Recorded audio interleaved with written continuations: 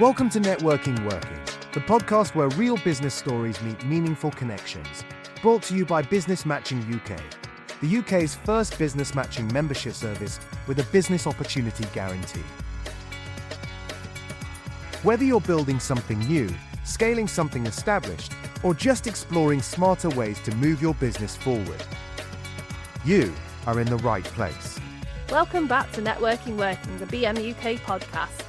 In this episode, we're joined by Simon Calderbank, creator of Big Nose, helping high performers stop managing the patterns holding them back and start replacing them at their neurological root. Welcome to Networking Working, Simon. Thank you very much. What does your business do and who do you help? I'm going to start with this. Most of the people I work with are already successful. So they're not failing per se. They're not struggling in the obvious ways.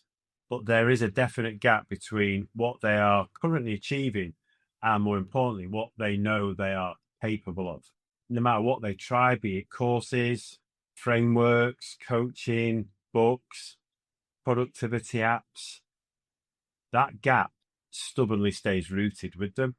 And if anything, what I find is that the people who try harder, it usually makes the situation worse. So my job really is to find out why, and then help them to close said gap.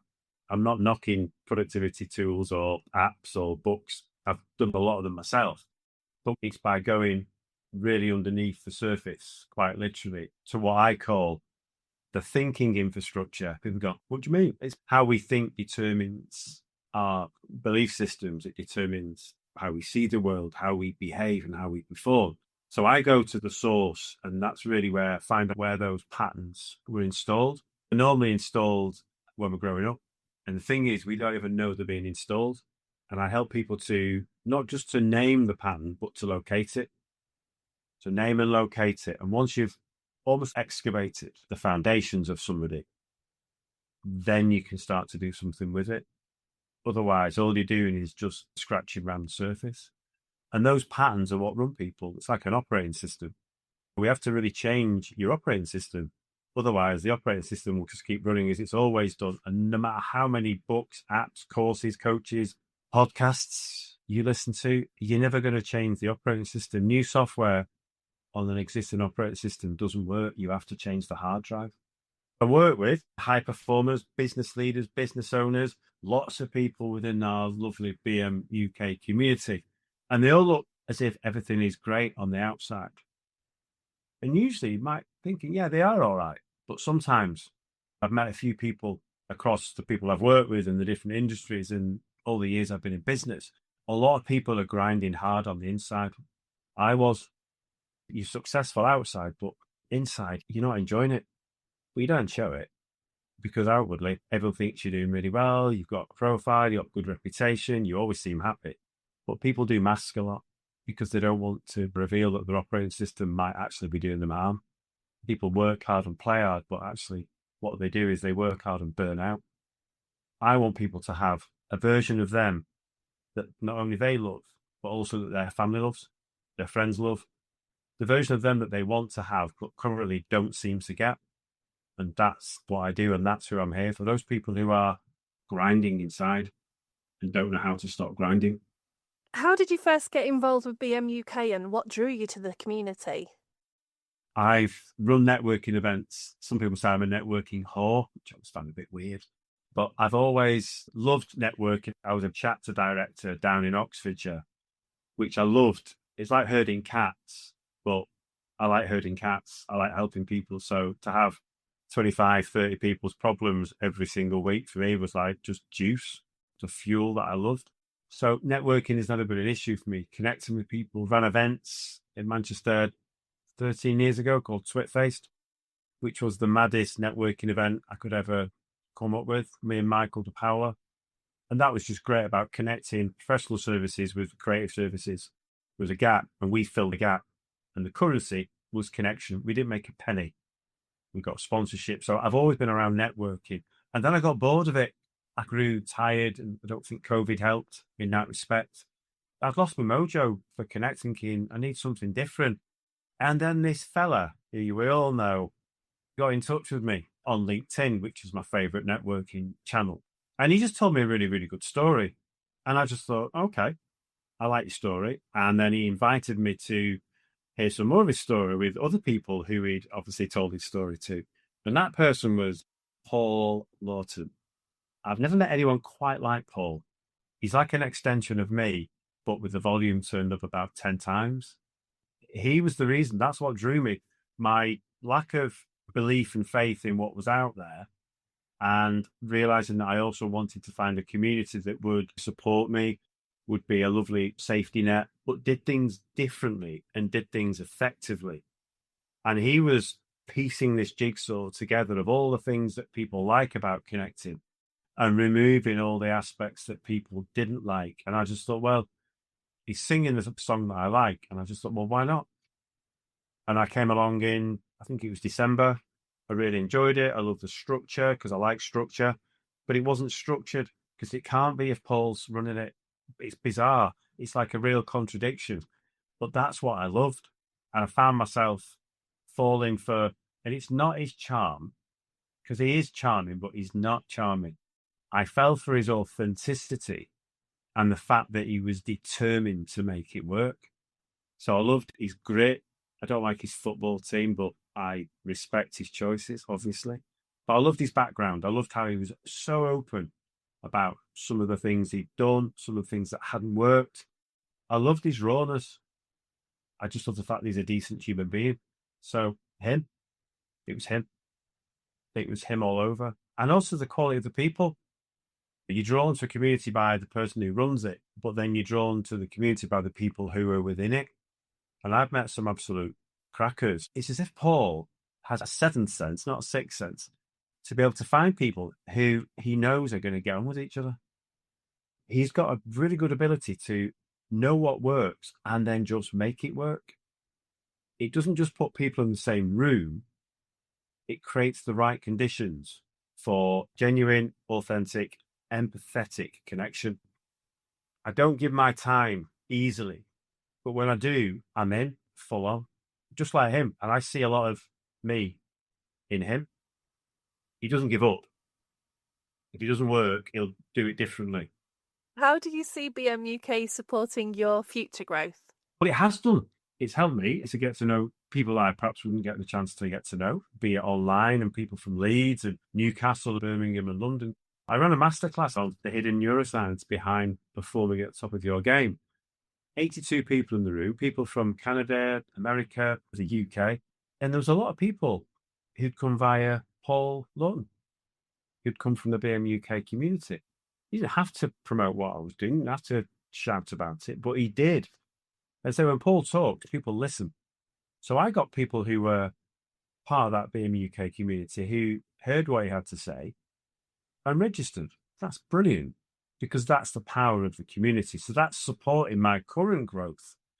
There are people in there who I could see from the chat and the engagement that we're getting a lot from it. BM UK just doesn't give you a room to network it. It gives you a community who are predisposed to the type of community and type of conversations that I want to have. They're thirsty, just like I am. I want to know what you're doing and what they're doing. It's a room full of people that want to help each other because they've been hand-selected. They've not just gone, I'll have that, I'll do this. He almost qualifies people out. He does. The people that would bastardize it, would just rinse it for all the wrong reasons. So it's full of decent human beings is what I'm trying to say. And I think if I'm in a community full of decent human beings, that's only got to be a good thing, because I won't be around people who care. They might not need what I do because it might not be for them, but what they'll do is they'll support and find ways to help me, like I'll find ways to help them. There's that understanding and connection that this community is about listening and learning and sharing, and hopefully friendships. Even though they've got their own challenges, people make time and take time. And just one genuine connection can turn into a referral that turns into a client that then, in terms of what I do, might then help that person who's grinding inside stop grinding and find the version of themselves that they've always been looking for, and that their family can then, oh my God, you're back. Where's this person been then? We've missed you. It's that. So that's the growth model I want to be part of. And I'm seeing it. I'm experiencing already, which is great. This episode of Networking Working is brought to you by Business Matching UK, the UK's first business matching membership service with a business opportunity guarantee. If you're tired of turning up to networking events that lead nowhere, BM UK guarantees to offer something different. Structured, supported, and strategically driven business development, designed to connect the right people in the right way at the right time. With a blend of face-to-face and online meetings, plus 7 unique mechanisms, BM UK guarantees real business opportunities, and that guarantee is the cornerstone of what makes us different. Stop chasing leads and referrals. Start matching with meaningful opportunities. Register your interest today at www.business-matching.co.uk. Business Matching UK. Matching ambition with opportunity. How does networking within BM UK differ from other networking experiences you've had? I like the fact it's structured, but it's not structured.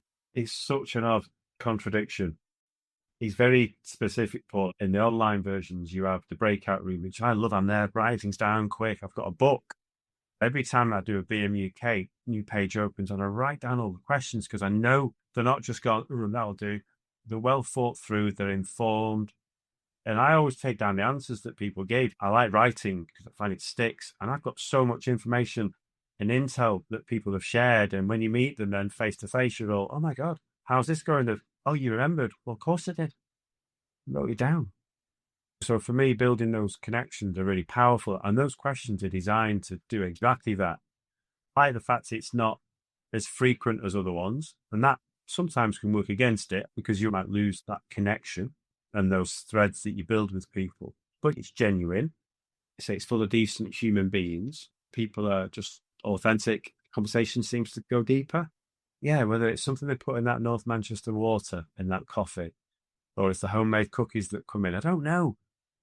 But I've met some really, really quality people, and I've had some real honest conversations with people in those Zoom rooms. I find Zoom is more powerful than the face-to-face. I think people are a lot more comfortable when they're in this space, and no one ever thought that. But when people are in their own environment, they will share a lot more than when they're in a room where other people might be listening.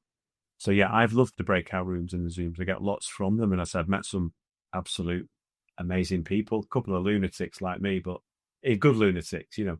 I think he's created something really special, and I think it's just about how does he maintain its steady growth and maintains its quality of connection, as in the people within it. That's the hardest part, because everyone's looking for that next big thing, and I think BM UK has the potential to be the next big thing. What he's got is something that could really make a difference. And I think we're starting to see the seeds of that now. Who are you looking to hear from, Simon? I love the number 3. Big fan of De La Soul. 3 is the magic number. So I like to work in triads. I'm going to say there's 3 types of people. First, the high performer who's tried everything. I mentioned it before, the therapy, the books, the coaching, the frameworks, but they're still hitting that same ceiling. And it's not because things were wrong. I'm going to be really clear about this. It's because all the things they've attempted and they've invested in, they were all working on the wrong layer. They were working on the software, not on the operating system.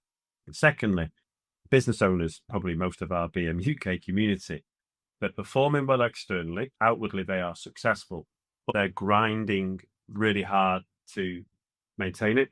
But they're not sure how long they can maintain it, how long we can keep that going, because of the impact it's having on them as an individual.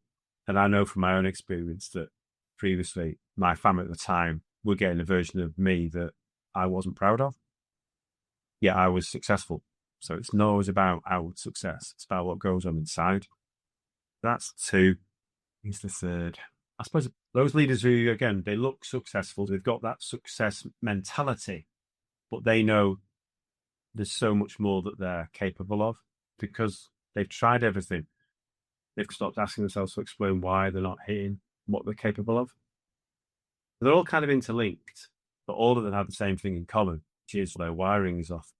People who I've helped to rewire themselves, there's a variety of people actually. Some of them were in a low place. Some of them said, I'm in the gutter, looking up at the stars. I want to reach the stars. Some people get transformation in 30 days. So they start to see what they call quick wins. So there's certain areas in their life where they can start to see pattern change. With some people, some of their thought patterns and their operating system has been running for so long that 30-day is probably an ask too soon. And some people can see shift in 90 days. For some, it's a year. Some people go through the program and they get their transformation, and then life can derail them again. But the toolkit they've learned and they've got, it's accessible. They just need to go back into it and understand it. Some people I've worked with, and I've seen the shift from where they were when we first met in 2017. And I look at them now, business owner, million miles an hour, not happy, successful on the outside, grinding on the inside, wanted the family, wanted a dream home, wanted a business he was really, really proud of, wanted to be a dad, wanted to stop all the self-sabotaging, went through a program, loved it, delivered it to his business, they loved it, and then stuff happened, COVID. Everything changed. Came back and said, I need it again. I remember it, but it's not stuck. Did it again. And the second time it locked it. And that wasn't because he was doing things wrong. It's just because the pressures of the world took over and almost altered his operating system and sent it back to the one that he was comfortable with, even though it wasn't the right one for him. And then went through again, and his words to me were, I wouldn't be where I am now without your coaching. I'll always be grateful. His operating system now is unrecognizable from the one that he was running before. That's probably my best example, because that's somebody who did it, fell off, and realized that he just had to get back on again and did it again. And now it's permanent reset. He took a long time because of where he was. Context, one person saw a change in 4 hours. That's insane. 4 hours. But the context was different. When I speak to her now, she says, you don't know what impact your coaching had on me. As a woman in an industry coming out of a toxic environment of work, and I knew that where she'd been, and it was uncomfortable, very uncomfortable, to where she is now. She's now worked for 2 different businesses since, both of them superb, and what she's in now is helping make meaningful differences to people who need to have meaningful differences. So she just says, I'll always pay it forward. All I did was help you name it, locate it, and give you the tools to help you rewire it. It can be FDs, it can be MDs, it can be CEOs, it can be solopreneurs, it can be students who are going through a tricky degree and need to get from a 2-1 to a first.